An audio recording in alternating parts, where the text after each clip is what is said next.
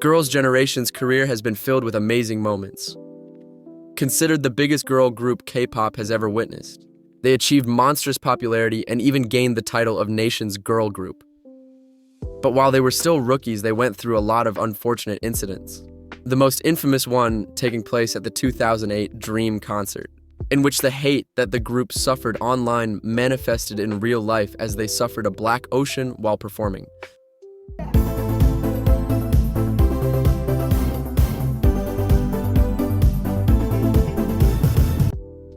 For the ones unfamiliar, Dream Concert is an annual event where many different K-pop artists join to perform in a single concert. The 2008 edition was held in Seoul on June 7th and had a lineup full of popular names such as Wonder Girls, Super Junior, SHINee, TVXQ, SS501, and others. As most of you probably already know, in K-pop's culture it's common that fans take light sticks to concerts and leave them on while the artists perform, leaving the crowd full of lights known as oceans. In the case of Girls' Generation, Pink Ocean, as their light sticks are pink. During these concerts where several artists perform, it's normal that fans of a specific artist turn their light sticks off when others are on stage, mainly to save battery and, of course, because it's tiring to keep your arm raised for too long. Which is different from a black ocean that happens when a group of anti-fans turn their light sticks off on purpose, as a way of protesting against the performer on stage. And that's exactly what happened to Girls' Generation. But there are two different versions out there that people claim to be the real reason behind the Black Ocean. The first one being due to stuff between fans that happened during the very same day of the concert. Fans of other singers who were present at the event alleged that they got mad at So1's, Girls' Generation's Fandom, because they tore up banners prepared by other fandoms and tried to get them off their seats. The seats at these types of concerts are separated into fandoms, and So1's had less seats than the others, which had made them angry and fight with fans of other artists, who did the Black Ocean during Girls' Generation's performance as a way of getting revenge, because of what the group's fandom had done earlier that day. The second and most believed version of the story says that the Black Ocean was a result of several stuff that had been accumulating in the minds of antis since the previous year, and that different fandoms planned it before the Dream concert took place. Even before debuting and having an official name, when they were still known as Supergirls, Girls' Generation was already very hated by female fans of boy groups, who just like Girls' Generation, were under SM Entertainment. As the fact that they were under the same company and could have a close relationship didn't please these fans at all. Their main target was Jessica. She gained anti-cafes that were mostly filled by fans of TVXQ and Super Junior because she appeared in pictures with members of both groups. She was also rumored to be the girlfriend of TVXQ's Jae-jung. People claimed that they were seen walking hand in hand around SM, and an image uploaded to Naver showing a boy and a girl together started to be spread with fans claiming it was them. But in 2008, the hate of antis had already grown way more due to several new reasons, and they are believed to be the reasons behind the Black Ocean, as they were fresher in their minds at the time of the Dream concert. Girls' Generation appeared in 2 CFs with none other than the groups whose fandoms hated them the most. They starred in commercials for Sunkiss with Super Junior, and received awful comments for standing next to the boys. If such a harmless commercial caused this, you can imagine what a commercial portraying the girls and male idols as romantic couples did. That's what happened in the infamous Samsung Any Call Haptic CF featuring TVXQ, who at the time had the biggest fandom in all of K-pop and possibly in the whole world.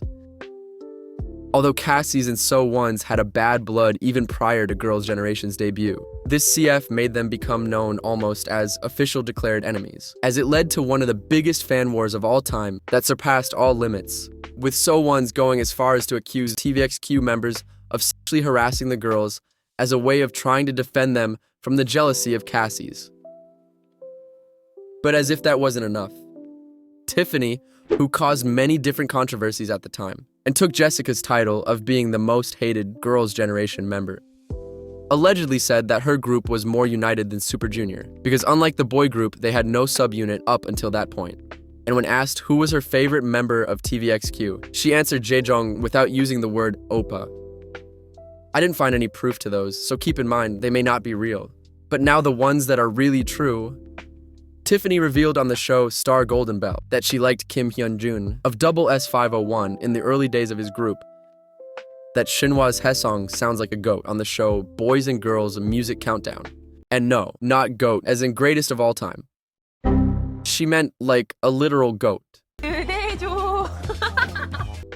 And mocked the choreography of his groupmate Junjin's solo Wa on Melon DMB radio.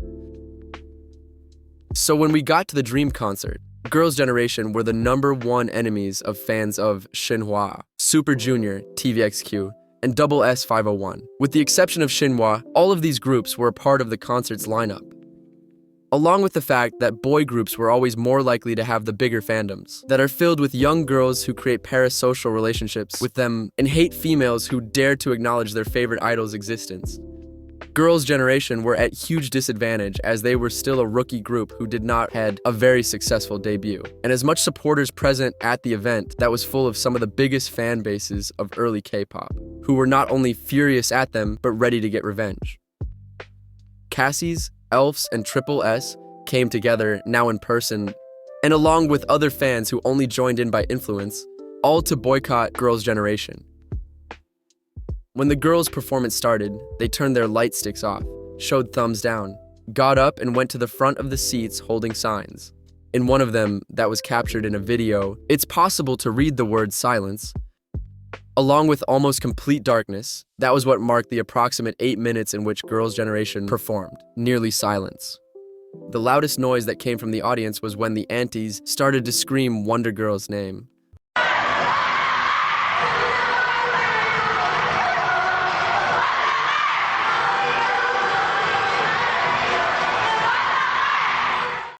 Wonder Girls were painted as the main rivals of Girls' Generation at the time, so their fandoms also had a beef. But according to So Ones, Wonderfuls were not the ones responsible for the chants.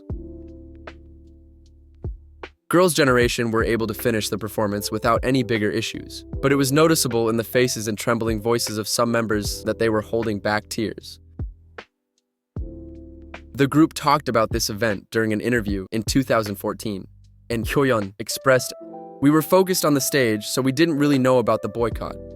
I just remember seeing a small pink light in the middle of that immense darkness."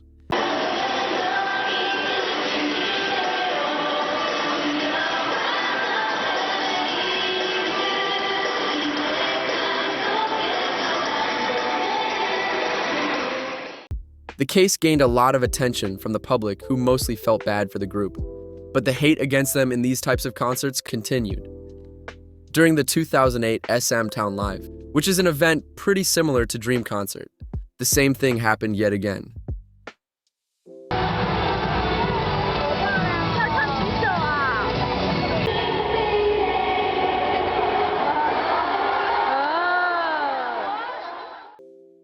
But it went even further, as the concert had a big screen where fans could send messages to the idols, and Girls' Generation received the message, "9 ladies, I will fight against you all my life," from a declared auntie. But we can say that this story had a happy ending, as in 2013, when Girls' Generation was already established as a K-pop phenomenon, they were a part of Dream Concert again, and led the most memorable moment in the history of the event, with the crowd singing so loud, but so loud that it was hard to even hear the group.